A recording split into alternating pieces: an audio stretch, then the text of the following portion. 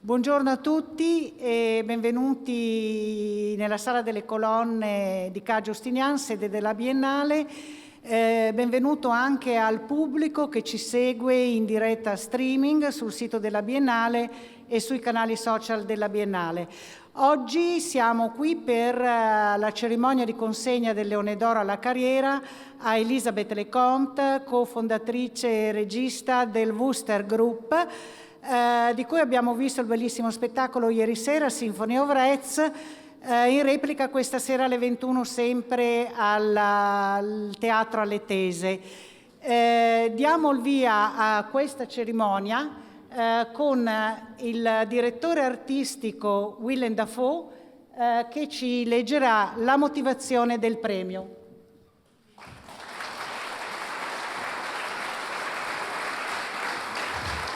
Grazie. Buongiorno. This is a beautiful day for me. Elizabeth LeCompte's work affects a personal, individual story which coincides with the story of the United States of America avant-garde theater.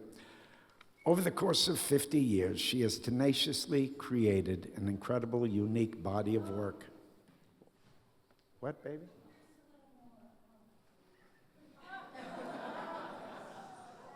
She's still directing me after all these years.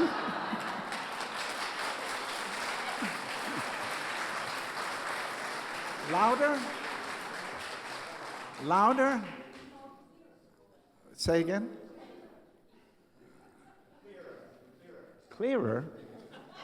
Oh, okay. I'll do my best.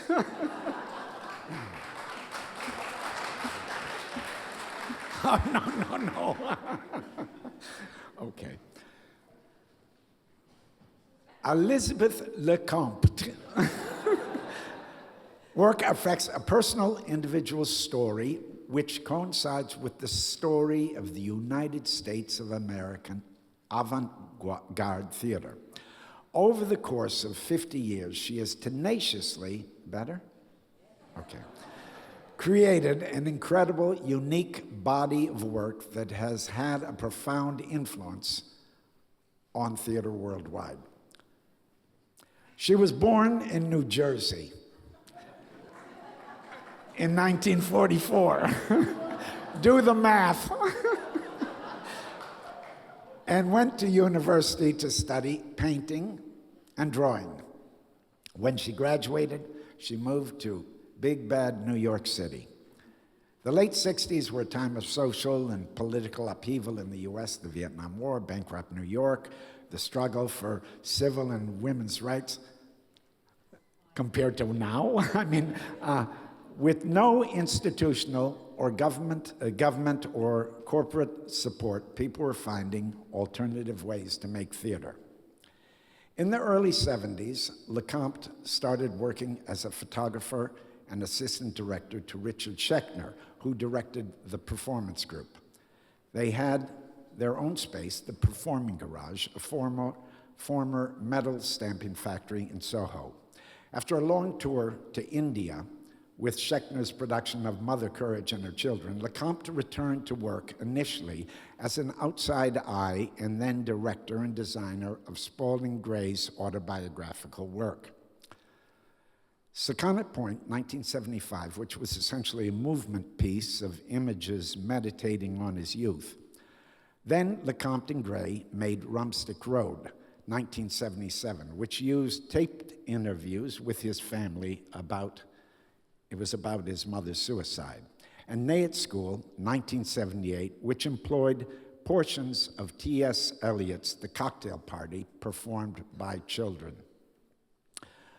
Although the group shared some performers and the space with Richard Schechner's performance group for a few years after, the new piece, Point Judith, 1979, marked the end of the character and autobiographical impulse of Spalding Gray and began the formal independence of the Wooster Group, who included Elizabeth LeCompte, Jim Clayburgh, who's here now,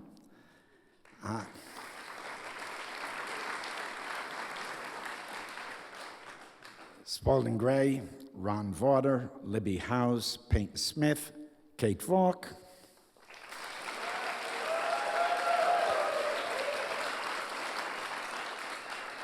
and Willem Dafoe.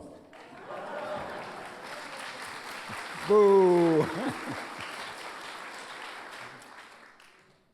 The company would rehearse during the day and often show works in progress at night. After some initial success with critics, the press became generally negative. And Elizabeth LeCompte stopped inviting them to review the work. She's clever. It was not until some success arrived in European touring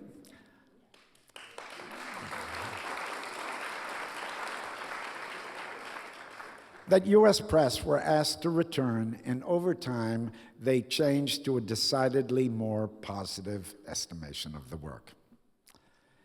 In words such as Secundit Point, Rumstick Road, Route 1 and 9, LSD, Just the High Points, North Atlantic, or also Harry Ape, or the reinvention of classics like To You the Birdie, based on Phèdre, Hamlet, La Didon, based on Francesco Cavalli's opera, or Cry Trojans from Troilus and Cressida, to the more recent B-side Negro folklore from Texas State Prisons, 2017, The Mother, 2021, and Get Your Ass in the Water and Swim Like Me, 2024.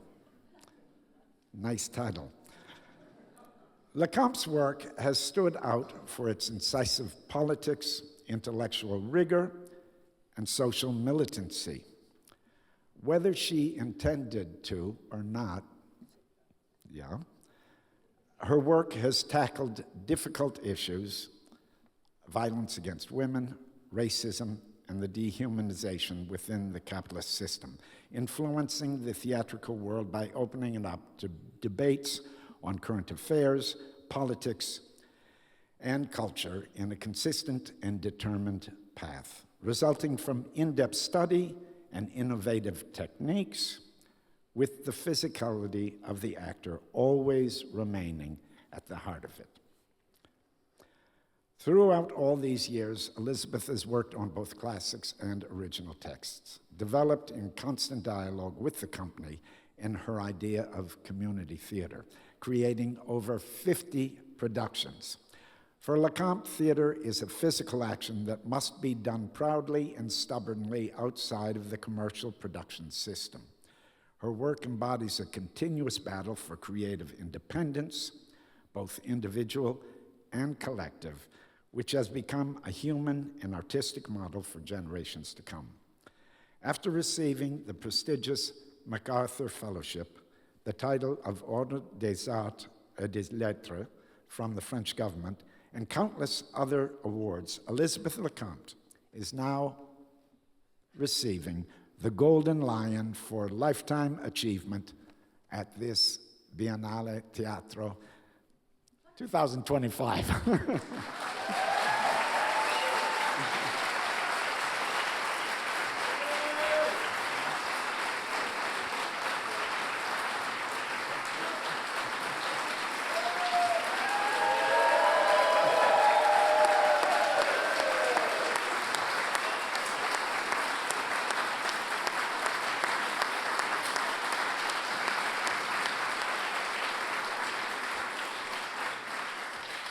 Invitiamo a salire sul palco il Presidente Pietrangelo Buttafuoco e invitiamo a salire sul palco Elisabeth LeCompte.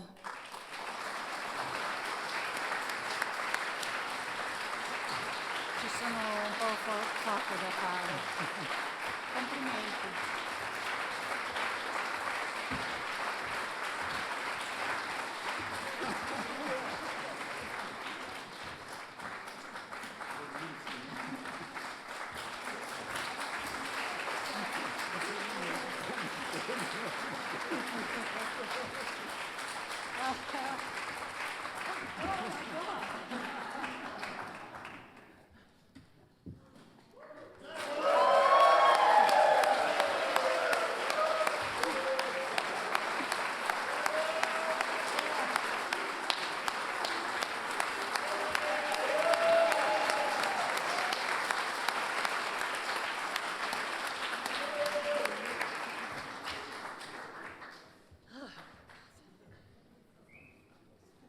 is not my script. It's mine. Sorry, I'm just kidding.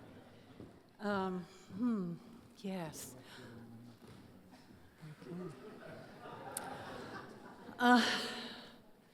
I'm going to read the script, the speech, because it said it on the whatever they gave me, that I was to read my speech. So I didn't memorize it. So I will be reading it. So thank you. Thank you to President Buttafuoco. Buttafuoco. Oh, Buttafuoco, I'm so sorry. And I practiced it so long. And to the board of the Biennale. And thank you to Willem Dafoe, known to us as Billy, the artistic director of this Biennale. The Wooster Group is, and always has been, an ongoing experiment, a collision of bodies, machines, texts, and ghosts. We break things apart, and then we see how they might fit back together again to make something new. And if that's worth a golden lion, then I accept it. On behalf of every collaborator, every crazy technician, every actor who's ever asked, what if we try it this way? And so, sorry, I'm reading it, and so I deserve this award only in part. The larger part belongs to my colleagues in the group. They have given me all that I have. The way we work together is extraordinary, and I am very, very lucky. Thank you.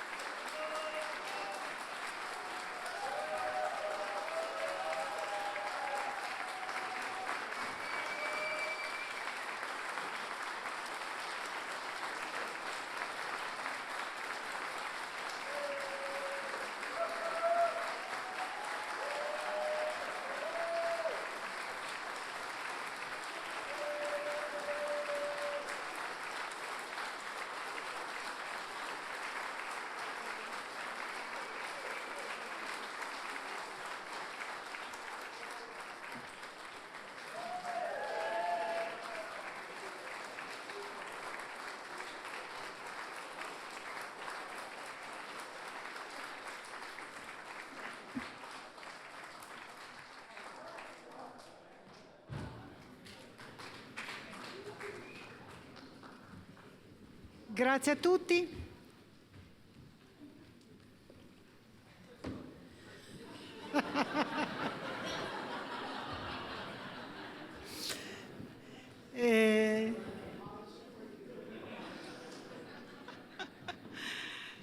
Ricordo al gentile pubblico che dopo questa bella cerimonia c'è un incontro, segue un incontro subito con Elisabeth LeCompte e Kate Volk, sempre del Wooster Group. L'incontro è condotto da Lorenzo Pavolini, scrittore e conduttore storico di Radio 3. Grazie a tutti.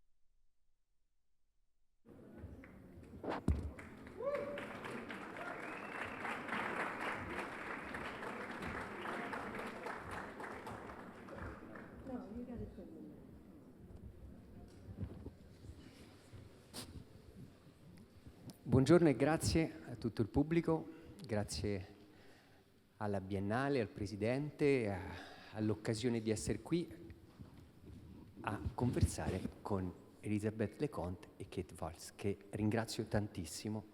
Buongiorno. Non so se riuscirò a essere così divertente come è stata fino a questo momento, questa meravigliosa cerimonia di presentazione. Grazie e complimenti per il premio, ma anche molto per lo spettacolo Symphony of Rats che abbiamo potuto vedere ieri e che oggi sarà replicato, grazie alla regista, alla coregista, a tutti i performer, gli attori e lo staff che lo hanno messo in scena. Uno spettacolo molto divertente per una forma di intelligenza dei riferimenti messi in scena, della stratificazione degli stimoli, davvero sorprendente la complessità e la capacità di divertire e coinvolgere il pubblico. Io ero tra loro ieri nel pubblico e ho avuto questo magnifico regalo. Chiedo subito a Elisabeth LeCompte se intanto riesce a sentirmi in inglese, va bene? La traduzione? Va bene, perfetto. Quasi. Numero 2. Number 2. Sì, questa è la mia voce che chiede, sente un respiro. È in collegamento probabilmente con messaggi dallo spazio, come succedeva al Presidente ieri. Can you hear? Here, take this one. This is English. Oh, I never thought this would happen in Italy. No, Oh my non è God. successo ieri in nessun secondo del suo complessissimo spettacolo. Ecco qua. Ma intanto la prima domanda che volevo farle era, chiaramente questo è un premio alla carriera. Abbiamo sentito il direttore artistico Willem Dafoe raccontare la storia degli oltre 50 anni di teatro di Elisabeth LeCompte. Le chiedo di fare così uno sforzo. Non riusciamo a fargli arrivare una traduzione di quello che dico. Mi dispiace. Sì. Vuole provare quello? Sì, io dico che le chiedevo di tornare alle radici e al passato. Adesso dico delle parole a caso come quando si prova un microfono. Don't change anything. Don't change how good I am. Just put this on your head. Technology is not my thing.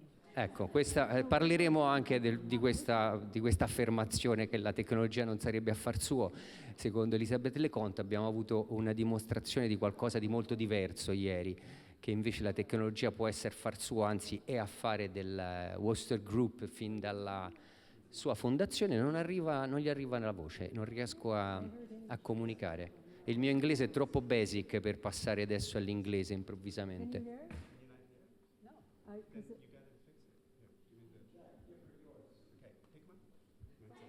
But it's something else wrong. Because I can hear English. We really rehearsed this too.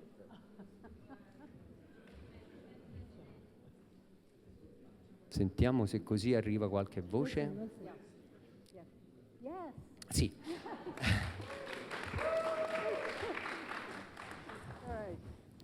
Un salto nel passato, all'origine, alla radice di questo teatro di Elisabeth LeCompte, che nasce appunto alla fine degli anni 60, soprattutto questa vocazione a un teatro comunitario, a un teatro collettivo, un teatro fatto insieme agli altri. Cosa succede alla fine degli anni 60 in quella New York in cui arriva, una New York povera, una New York in crisi?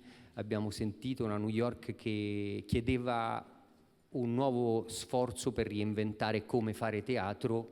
Elisabeth LeCompte lo trova insieme agli altri, stando insieme a degli altri corpi in una stanza.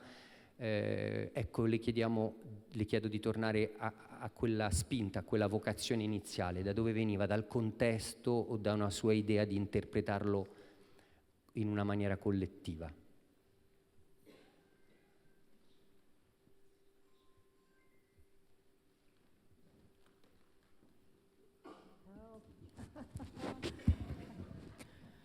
Did you guys hear that? Oh, yes, you did, of course. Yeah, well, I can tell you the question is, Could you? can you go back and talk about how you started working in a group at the Performing Garage? What brought you to the garage? What was the city like? You know, the city was bankrupt, and so there was a lot of space. There was a lot of empty places in downtown Manhattan. So people could work collectively in a group and take time. And Yeah. but I didn't come until 1979, so I don't know what it was like for Liz, but I imagine the Performing Garage was an abandoned factory. And there were many artist collectives at the time, and they were Fluxus movement. And the Performing Garage, our theater, is in one such artist co-op, which was Fluxus House number 3, where artists got together, they paid the back taxes on abandoned real estate, brought it up to code, and were able to work tax exempt in Soho in particular. And that is one of the reasons why the group has been able to stay together as long as it has, is because we don't pay rent to a landlord. We are still part of the artist co-op.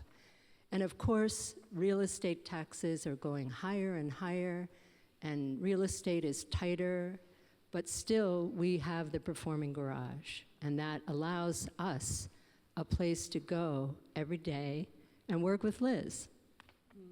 Thank you, Katie. I don't remember a lot of that, so. Wiped it away. Yeah. Ok, e questa edizione della Biennale ha un legame particolare con il proprio passato, una continuità storica del teatro che la lega a un'edizione di 50 anni fa. Avete lì in fondo una mostra con delle immagini molto eloquenti. A 20 anni LeCompte racconta anche nel catalogo, ha conosciuto il lavoro di Grotowski, prende una frase, tra l'altro raccolta proprio da Thomas Richards, che sarà qui in Biennale tra qualche giorno, di Grotowski, che parla del suo dialogo con il passato, il suo dialogo con i suoi antenati. Dice che è un dialogo ininterrotto, anche se spesso non è d'accordo, anzi non è mai d'accordo con i suoi antenati, e questa è una questione personale, questa discussione. Ecco, chiedo a LeCompte quanto questo dialogo, ha parlato anche di fantasmi nel suo bellissimo, brevissimo discorso all'inizio, ecco, questo dialogo con i propri antenati, col proprio passato, è qualcosa di privato o qualcosa che ha un riflesso anche in pubblico?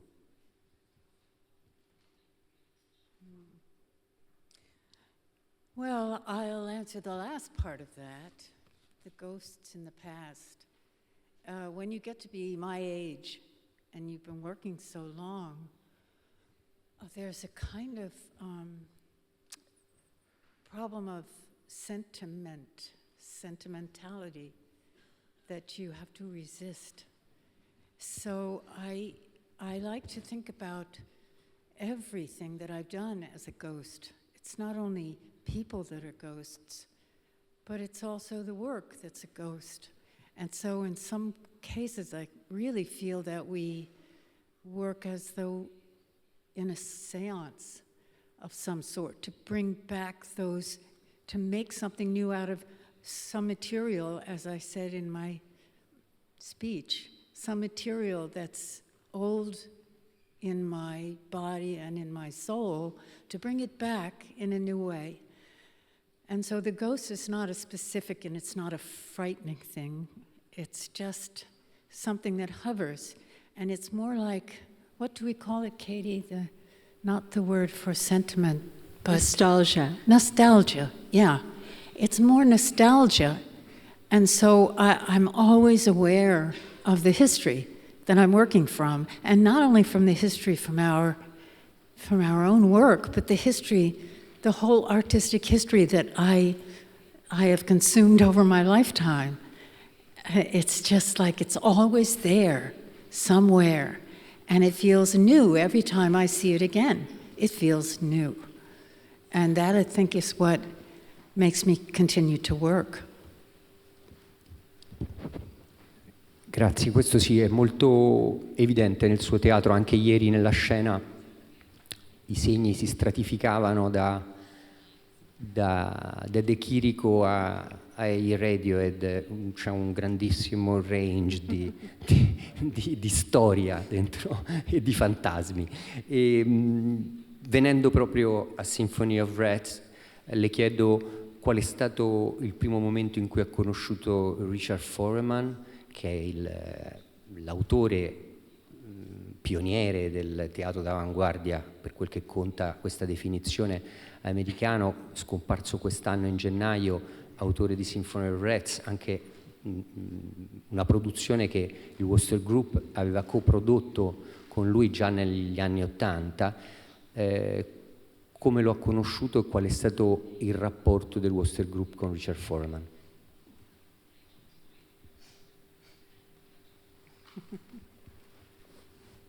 Yes, I don't remember when I met Richard. I actually saw one of his pieces, a very early piece on Wooster Street, probably in the late 70s, I think. So I followed him, and I do remember walking out of one of his pieces, a very early one. Was it Potato Head, maybe? No, it was a little after Rhoda that. in Potato Rhoda Land. in Potato Land, sorry. And I was still Richard Schechner's Assistant director. yeah, I guess assistant director. And I thought coming out of the door onto Broadway, and I thought that I could make work. It just made me say, I can make work. That was not so of Grotowski. Grotowski was an amazing figure for me, but he didn't attract that I could follow in his steps.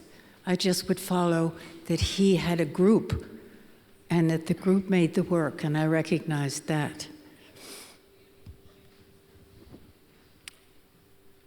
E rispetto all'edizione e alla produzione e all'allestimento dell'88, Symphony of Rats è molto rinnovato. Le chiedo in che modo è stato tradito per essere fedele il lavoro di Richard Foreman. Ad esempio ha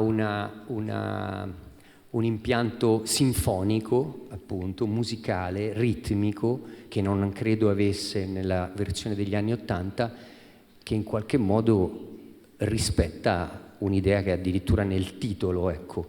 Le chiedo come è riuscita appunto a questa distanza di tempo, come siete riuscite a rispettare e rinnovare, quindi quel discorso della nostalgia, cioè di questo tenere una continuità con il passato ma rinnovare un lavoro.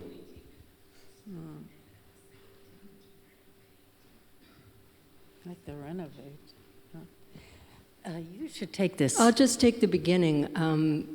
I was in the original Symphony of Rats in 1988, and I loved working with Richard. It was a very fertile playground, but it was his playground. And I was intrigued by the writing, but I was quite young and I didn't understand it, but it got into my subconscious. And a couple years ago, Liz and I were thinking, well, what next? And what can we do? Whose story can we tell? And because the whole question of representation in theater was tantamount to, you know, trouble, yeah, thank you. And I thought, Richard Foreman. It came to me when our sound artist, brilliant Eric Sluter, he and I were driving on the Croatian coast, and I was telling him about Symphony of Rats, and he was intrigued. I thought, we should do Symphony of Rats again because it's a good role for Ari Filiakos, who is a member of the company, and Udam and Michaela and Andy, and it was just seemed like the young people in the company would get really turned on by it, and so they all seemed eager. So we went back, and Jim Fletcher, it was a great role for Jim. So it was always a way of thinking how to keep our current company, all the young artists, engaged and find a good vehicle for all of us. And I wanted to return to Richard's writing, and Richard would let us do anything we wanted. I knew it. I knew we would go to him and say, Richard, can we do your text? Can we use your text? And he said, I don't care what you do. I hope it's completely unrecognizable.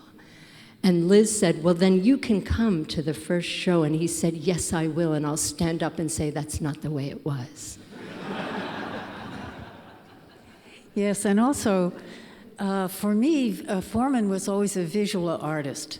I did enjoy his words, but I mostly enjoyed the way he used the words next to his visual, his architectonic pictures that he would make and remake over the hour and 15 minutes. So Katie really took that part of it, and I tried to look for the story in it, which is always what I kind of do. And I couldn't deal with the words. They were just too abstract for me at first.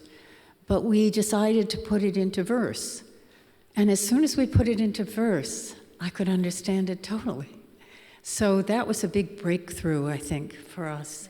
And I don't think he always kind of worked toward trying to make it sound more natural. But for me, I just went the totally opposite way. And that gave me a way of opening up my mind to whatever could come into it. And basically, during that time, I happened to be watching a lot of TV. I hardly ever watch TV, but a lie. But I was watching a lot of TV. I would go home for my 45-minute lunch break and turn on the TV, turn on TCM. And there were always these fantastic things. And of course, HBO. So I would toggle through, and I found, it's not Mob Squad. What's the squad? Suicide Squad. Do you know? And it was like the energy that I was looking for his words, because if you ever watch that, it's a comic strip, basically. So it's very, the language is very simple, and it's very organic, it's very strong. So I think that was a big influence on me. If I may, please. Richard, in the original Symphony of Rats, there were 2 women and 2 men. And I would venture, I don't know anything about psychology, but I would say more Freudian. There was much more of a polar tension between the sexes, between the male mind and the female body. And that's something Liz and I wanted to get rid of right away. Yeah. Because it seemed regressive, so we changed. And Richard's writing doesn't have character assignations outside of the president, so it didn't matter whether it was male or female. So we said no women in the show, only men, and we will find a way to represent a female entity in the piece. And at the same time, the AI tools were coming out, and the AI filters that you can put on voices. And so we recorded Liz doing a lot of the super consciousness, the big consciousness that the president has to face, which in the original piece was Richard Foreman himself on video. And so we recorded Liz and then put her through an AI filter called Renee. Eric did that. And it became the character Renee, who is the female presence, but with no body unless she wants one. Then she's honeybee, or then she's a stick figure.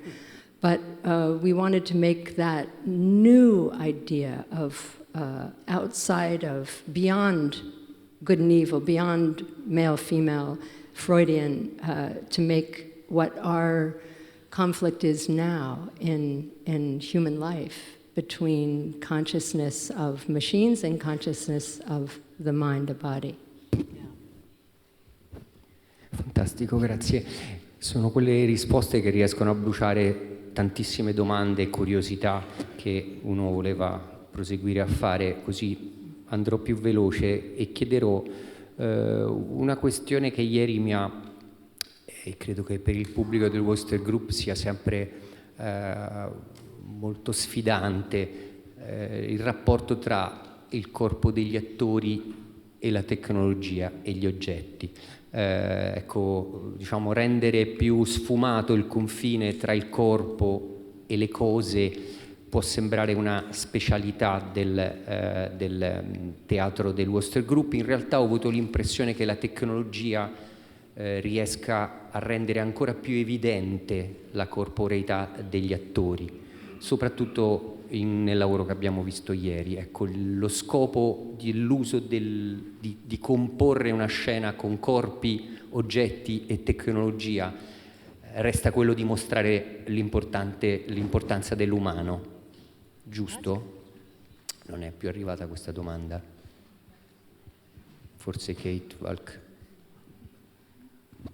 I'm sorry, we're distracted because it looks like the big brass just came in. Absolutely. Hello. L'effetto dell'uniforme, buongiorno. Well, very impressive. What was the question? Di fronte all'uniforme effettivamente uno si distrae facilmente, buongiorno.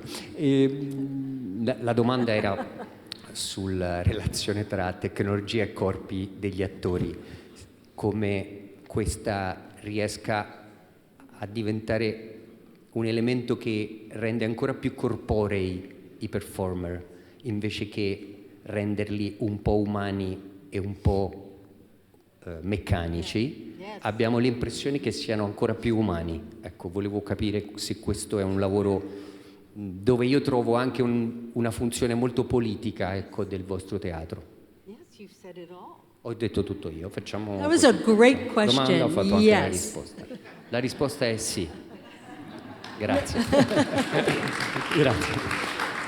No, non volevo rispondermi da solo, che effettivamente non vuol dire che non ho fatto bene la domanda, ma andando avanti che posso scoprire. No, ecco, qualcosa sulla funzione politica del teatro del Wooster Group, la ricordava nel discorso il direttore, la vediamo ancora evidente. Potrebbe sembrare che uno spettacolo che ha al centro un presidente degli Stati Uniti sia di fatto uno spettacolo politico, ma in effetti ho l'impressione molto meno didascalica, perché ecco, il teatro del Wooster Group, l'abbiamo sentito anche con questa scelta del maschile e femminile, non è mai didascalica, che la funzione politica del teatro del Wooster Group sia in questa libertà che ha ancora il regista, l'artista, il gruppo di attori, il gruppo di artisti, di scegliere, di comporre la scena in una maniera molto, molto libera e sorprendente. Ecco, lì sento una scelta politica, questa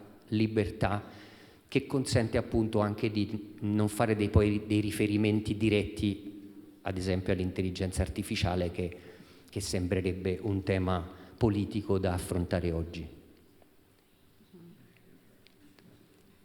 È questa la scelta politica del Wooster Group? Anche qui. Well, it is now. I mean, that was, yes. That's Microphone. Oh, yeah, it is now that you put it in that way. I'm very present-minded, and I will now take that and take it back into the group. Yeah. You heard it, right? Yeah, well, That's what we'll do. yeah, I think And that was that's very beautiful. Thank I you. think that's the political nature of. I mean, Liz is very involved in politics and follows politics closely, but it doesn't. It's not you. I think hit the nail on the head when you said that it's not overtly political. That we're looking it's the very way we operate as a group, that after all these years, we're still a group. We're not an institution in that way, where the work is defined by who's in the room. Who's in the room, standing in that metaphorical circle, as Richard Foreman would say, getting into a metaphorical ring with a metaphorical wild tiger.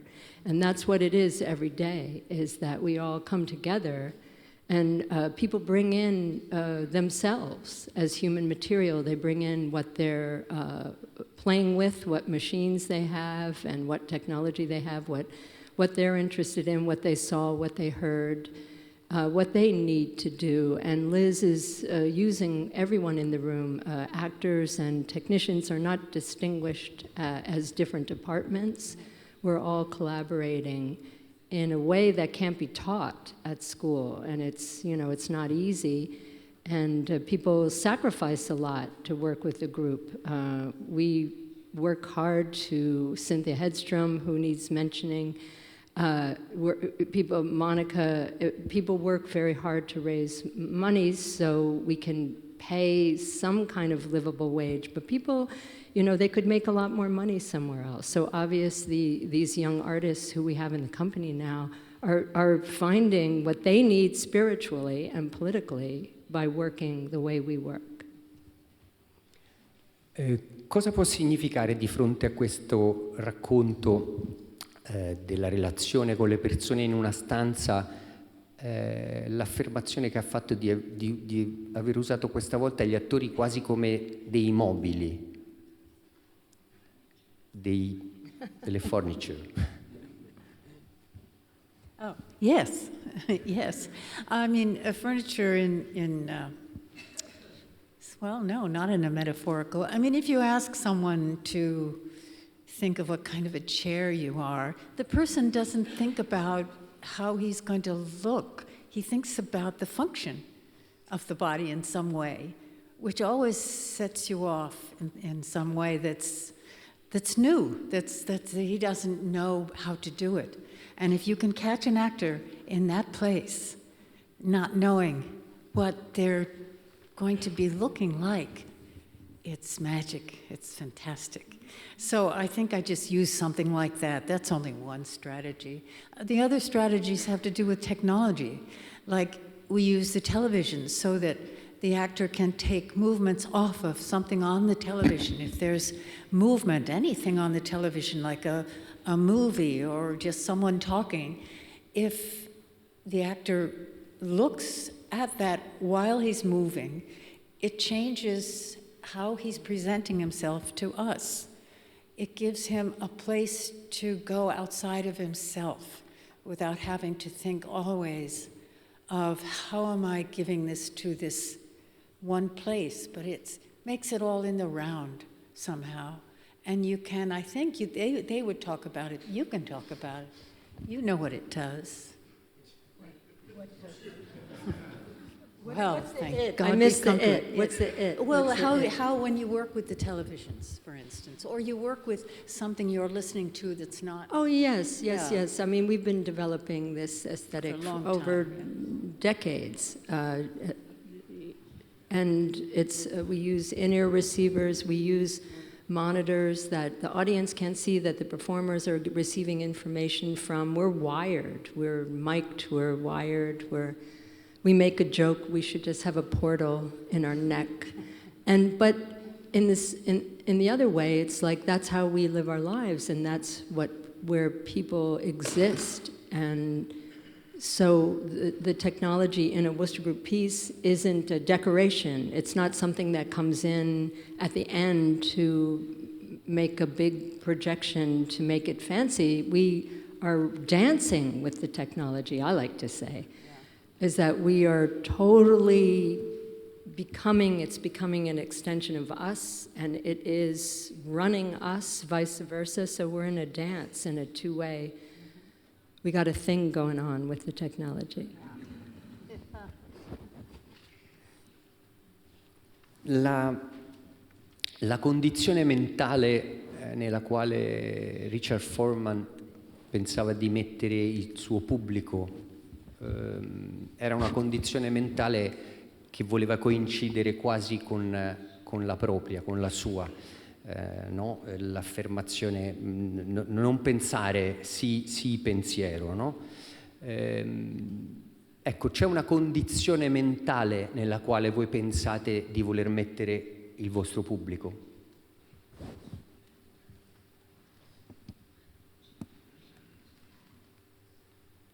Oltre che quella di sorpresa? Did she get something? Yeah, is there a mental condition? Oh, I didn't get it. It's Oh, just sorry. coming on now. The question was, Richard, had a thing he wanted, don't have a mind, be mind. Yes, but you know about that. No, but Richard was asking, Yes. is there a mental condition you want your audience to be in or to have? Oh, that's interesting. I have to think about that. Oh. You can see I don't know anything about technology, right? I don't know. I wait for the audience. I mean, we develop our work always in front of an audience. So we often open a show before it's really ready, and sometimes we invent something like 10 minutes before we go on, because I'm always sitting in the audience and feeling what's going on in the audience. And sometimes it's really painful. And when it is, I have to decide, is that pain important to this piece that I'm feeling about how the audience must be feeling? And sometimes I say, oh, that's too much. I have to adjust it. So the audience is always an integral part of how I work with the piece.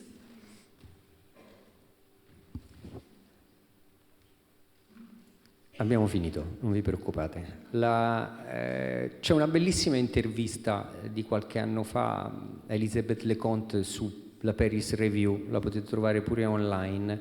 È geniale perché l'intervistatore alla fine le chiede se non sia il momento di avere un libro sul Wooster Group, qualcosa che raccolga questo lavoro di tanti anni. Ho l'impressione che è un lavoro ancora molto in divenire, in sviluppo, e per questo Elisabeth LeCompte fa una risata in faccia all'intervistatore e gli dice: lascia stare, non ci sarà mai questo libro. Ecco, le chiedo oggi se poi arriva un tempo per questo libro che fa rimanere qualcosa del teatro che ci sfugge davanti alla vita, ecco.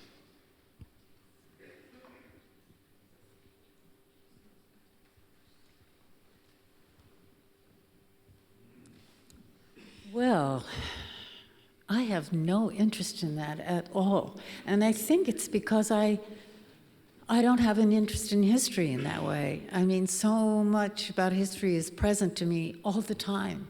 I don't have a sense of something happening back there or in time. It's right there in my head. And so I don't mind that there's no book. I don't want to see anything that I did before.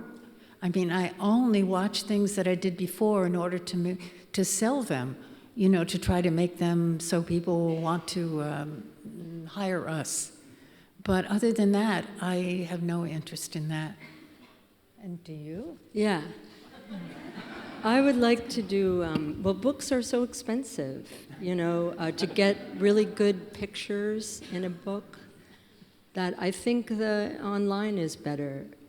I've already begun collecting stories, and I would like to make a compendium of, not so much, I'm not interested in writers writing about the work. I'm interested in collecting stories and making more of an anthology that way. So, But that's like a new piece. but that is we don't have time, it takes a lot of money and resources to do a book. So I don't know, we have to leave that book to someone else, I think. E questa è la meraviglia del teatro, che non si può fermare in un libro. Grazie Elisabeth LeCompte, grazie a tutti. Grazie a tutti. Grazie.